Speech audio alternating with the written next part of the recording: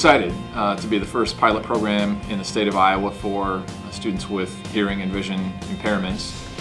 Coming up on Cedar Valley today, Eyes and Ears. The Charles City Community School is making changes to better serve its area students. And Science Fun. Waterloo students displayed their science knowledge at the Grout Museum. And the Hawkeye Farm Show. Farmers from all over the tri-state area gather for the yearly show.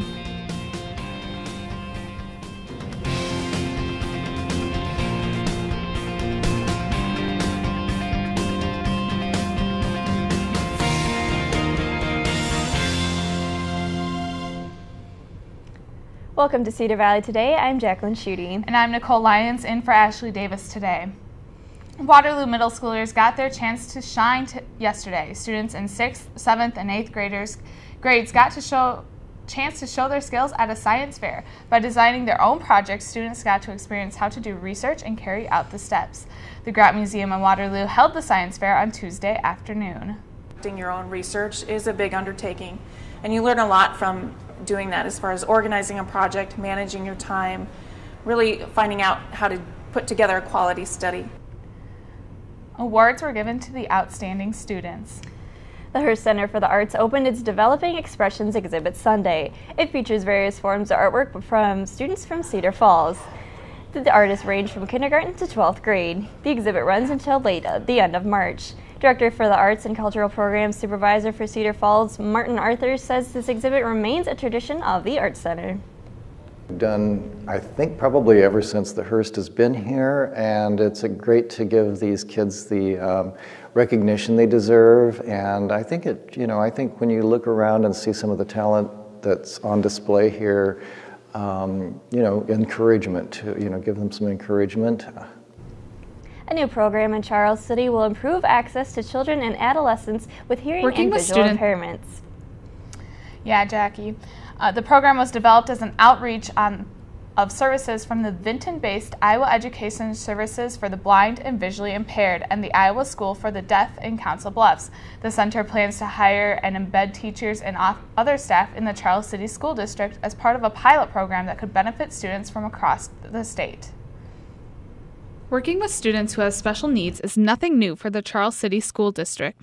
We currently have students that have hearing impairments and visual impairments as well, so it just will bring a few more of those students here to Charles City. Superintendent Dan Cox says the program will enroll 15 students per year, serving students within an hour radius of the school district. While additional teachers and staff will help serve the visually and hearing impaired students, there are hopes to create and foster an integrated learning community. It won't be a separate building or a separate program in that context, that if a student with either visual or hearing needs is in elementary, then they would be in one of our elementary buildings, middle school, high school as well. And there would be some specialized instruction for those students. With a strong community and school relationship, students will be able to access additional services throughout the community, along with the older kids being able to take classes from NIAC. Students with impairments will stay at Charles City for as long as they need to. They will use their time at Charles City as a way to become more comfortable in a school environment. Students may be here for a month or a couple of months. Some may be here a whole academic year or maybe up to 2 academic years based on need, and then transition back to their home school districts. Now the Iowa legislature will have to approve funding for the school district, but they hope to have the program up and running by this fall. Cedar Falls received almost $7 million from the state for flood prevention projects. The Iowa Flood Mitigation Board voted to award the Cedar Falls the funds the same day the city officials made their proposal. The money will go towards building a levee to prevent the Cedar Falls Utilities headquarters and wastewater treatment plant from potential floods. And if you missed it yesterday, there's still 2 more days to attend the Hawkeye Farm Show. There's over 500 products and services on display from almost 200 companies. People all over the tri-state region can come and attend the show. Attendees can also catch some of the daily seminars from ag experts. The show is from 9 to 4 at the Unidome in Cedar Falls. And now we'll turn to Cedar Valley Today's Jesse Keelman for a look at today's weather. Thank you very much, Jackie. Well, today we're looking like it's going to be a little bit warmer than maybe we're used to. 14 degrees currently, 20 degrees over the noon hour. We see that rise up to 21 degrees. But the good news comes tomorrow. Tomorrow at noon, we're going to see a balmy 24 degrees, and that's only going to rise up to 28 degrees as you make your way home from work. What does that mean coming up in the next 5 days? I'll tell you all that and more later on in the show.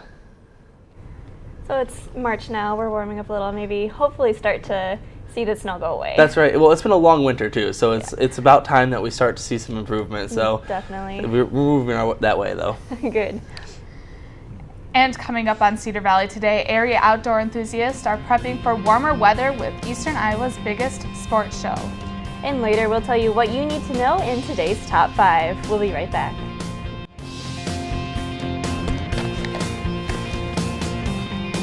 Welcome back to Cedar Valley today. A nearly $4 trillion budget proposal was unveiled in Washington Tuesday. The budget for the 2015 fiscal year will promise tax rates for low and middle income workers. House Speaker John Boehner showed his disapproval of the budget, calling it the president's most irresponsible budget up to date. This budget now awaits the approval or disapproval of Congress. And a pastor and a police officer saved the lives of 3 people after a fire broke out in Perry, Georgia on Sunday. While leading a practice wedding ceremony, pastor and officer Darren Gray responded to a fire across the street after hearing a loud pop. Even though the home was completely destroyed, Gray was able to safely rescue all 3 people that were inside. After being swept out to sea, one California man says he is lucky to be alive. While working amongst 4 other employees, Amando Simon was swept from the beachside bar cafe by a giant wave. Simon tried fighting the waves until one finally sent him back to shore. He now suffers a dislocated arm and bruises and keeps his arm in a sling. Hillary Clinton may have some additional support if she decides to run for president in 2016. According to a new Pew Research Center and USA Today survey, 8% of polled Republicans say there is a good chance they would vote for her. 70% of Republicans say there is some chance, while 74% of Republicans say there is no chance. The poll shows that Clinton's image has improved since she ran for president in 2008. The EPA has announced new rules to reduce pollution from gasoline, but the oil industry says this new rule isn't going to be cheap. The EPA says the new emission standards to cut down on pollution will prevent death and illnesses. The new rules will take effect in 2017, in which sulfur will be removed from gasoline. Refinery and oil companies say this change will cause their costs and gas prices to go up nearly 10 cents per gallon. That's it for today's Top 5. We'll send it back to Jacqueline. Cedar Falls is getting ready to host the Eastern Iowa's biggest sports show next weekend. That's the 14th of March to the 16th. Crawdaddy Outdoors owner Darren Siefkin is a vendor at the show and is here to tell us all about the event. Thanks for joining us today. No problem. So can you just tell us about the sports show? The sports show, I think, is a great opportunity for us to finally think spring might happen. I know spring has been a little slow this year in getting here. But it's an opportunity for people to check out all the neat things that'll be able for them to use this spring and summer. What kind of things can people expect at the show? There's lots of booths and displays, so anything from motorhomes, RVs, motorboats, pontoon boats, kayaks, canoes, camping gear, outfitters. There's a lot of different things for people to see at the show. And this isn't Crawdaddy's first time going to this, I'm sure. No, we've been going for the last 8 years to the sports show, and it's our biggest event of the year, our biggest marketing opportunity, and it's a great way to see a lot of our customers and a lot of new customers.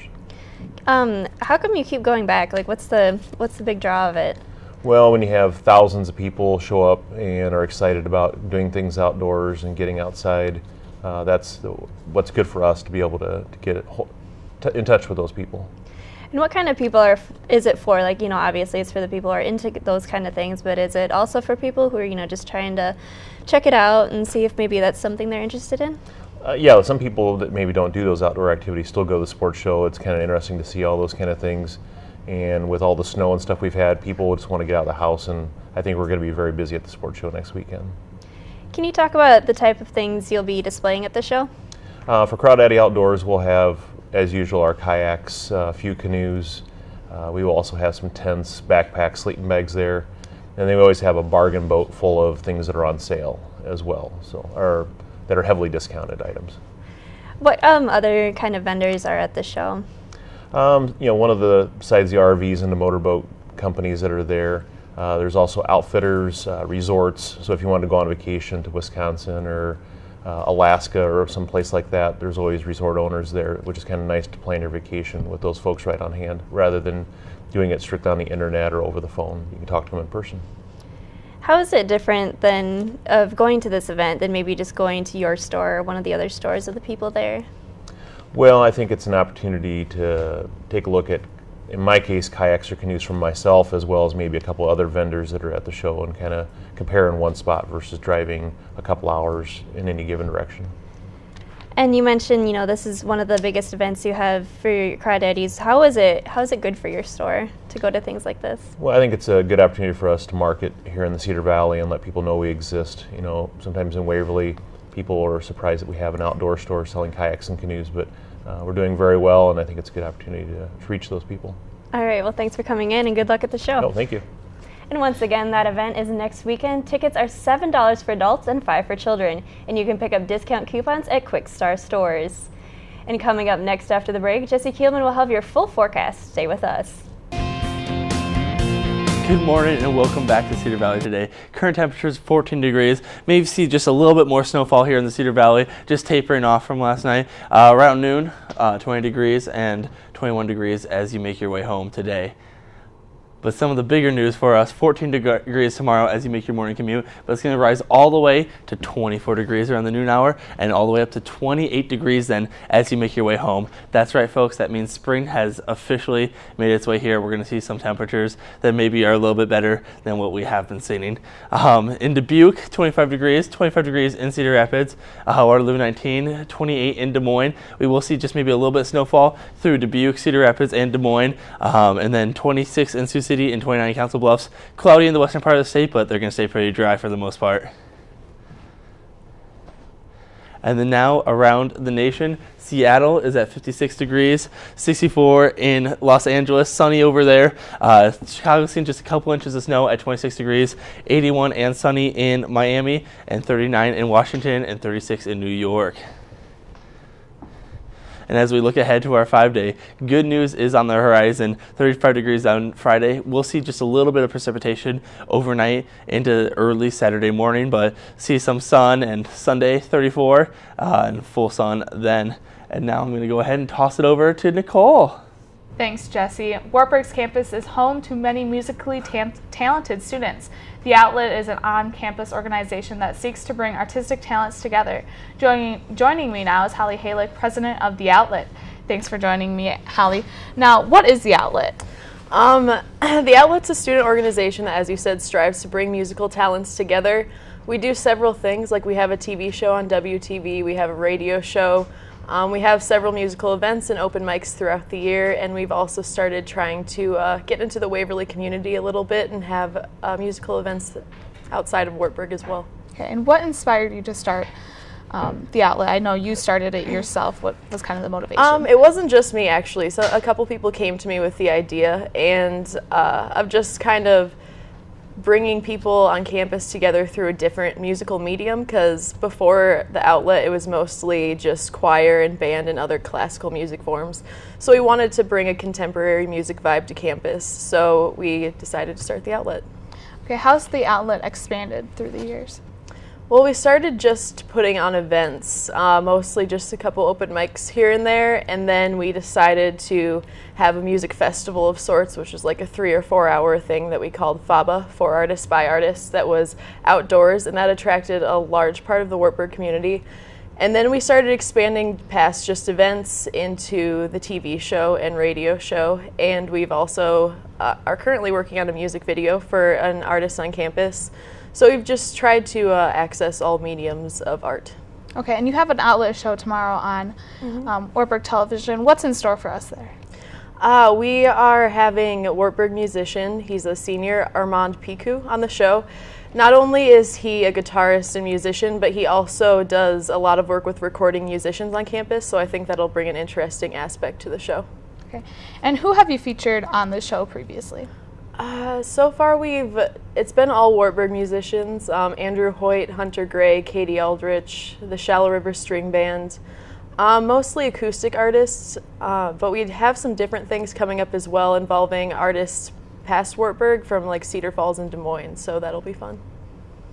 Okay, and what are your own musical experiences?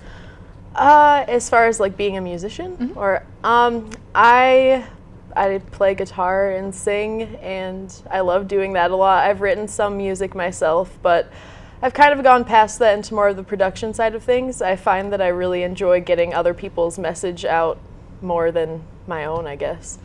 And what's it like collaborating with the different Wartburg students and possibly community members in the future?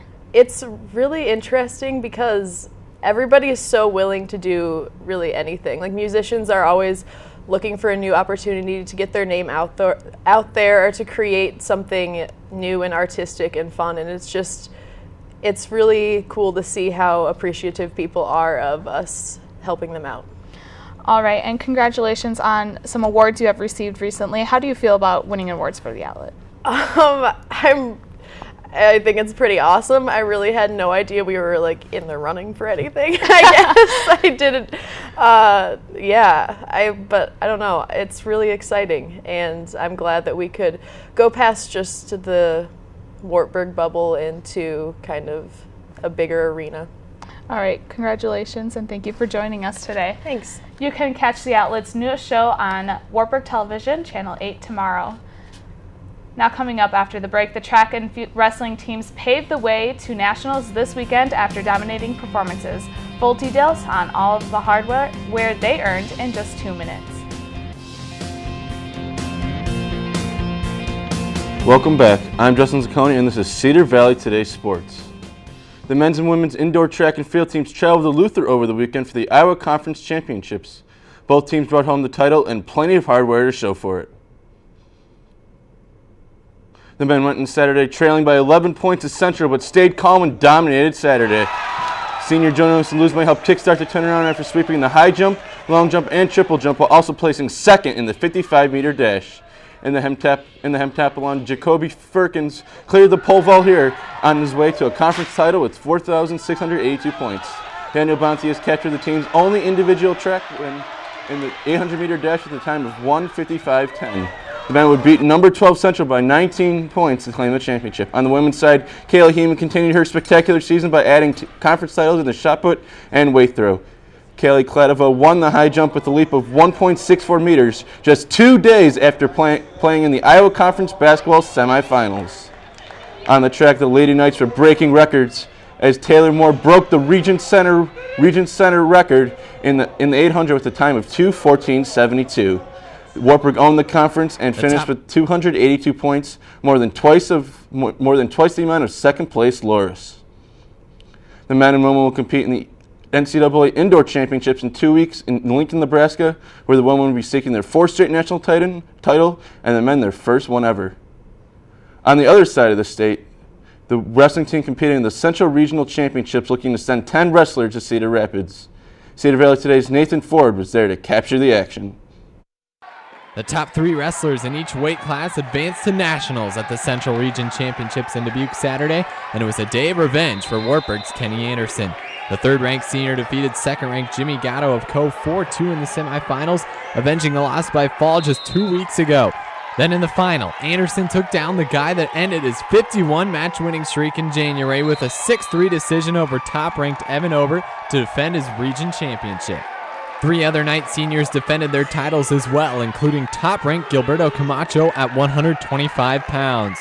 Number 3, Cole Welter moved up to 165 pounds this season and won another championship Saturday, while top-ranked Landon Williams moved up to 174 and absolutely dominated 3 matches to stay undefeated against D3 competition this season. One of the more exciting finals of the day, freshman Connor Campo won his first regional title by upsetting number 9 Matt Holmes of Loris, and you can tell just how fired up he and the crowd are about that. 4th-ranked Puna Soriano qualified for nationals at 197 with a win here in the semis, but was pinned by top-ranked Alex Coolidge in the final. 2 more Wartburg wrestlers fought their way to nationals in the wrestlebacks. Brett Yankovic took 3rd at 157 pounds, while Mark Pinero bounced back from a semifinal pin to take 3rd at 149. The team will send 9 wrestlers to nationals in 2 weeks, with Gerard Roman being the only non-qualifier from Saturday's meet. Stay tuned for a preview of the national meet on Friday's show. We'll be back in 2 minutes. Welcome back to Cedar Valley Today. Before we leave today, we wanted to share this touching story with you. World War II vet Joe Bell stood in front of his yard Sunday and cheered on runners in San Jose, California. Dressed in the uniform, the 95-year-old clapped, and they clapped back. Eventually, the racers ran onto the sidewalk to shake his hand and thank him for his service. Bell is well known in the community, and video of the touching moment has gone viral. The race benefited the Foundation for Fallen Army Ranger Pat Tillman, who is a San Jose native. All right. And to help keep things in perspective, for some of our viewers, I looked into some of the craziest weather we've ever had in the Cedar Valley. On March 29th, 1986, it was 87 degrees in Waterloo, the hottest March day in the record. Winning the record for most snowfall in one day, on March 5th, 1959, they recorded 11.4 inches of snow. And on March 1st, 1929, there were 20 inches of accumulated snow on the ground. And finally, on March 1st, 1962, it was the coldest day in March on record at negative 34 degrees. And with that in mind, we're going to take just one last look at the forecast. Today we're going to see 21 degrees as you go home. That's our high for today. And tomorrow we're going to see a high of 28 degrees. Looking forward then, we will see 36 degrees on Sunday. And Monday is going to be 40 degrees. Oh, and did I mention there'll be sunshine? Thanks, Jesse. And that's all the time we have for today's Cedar Valley Today.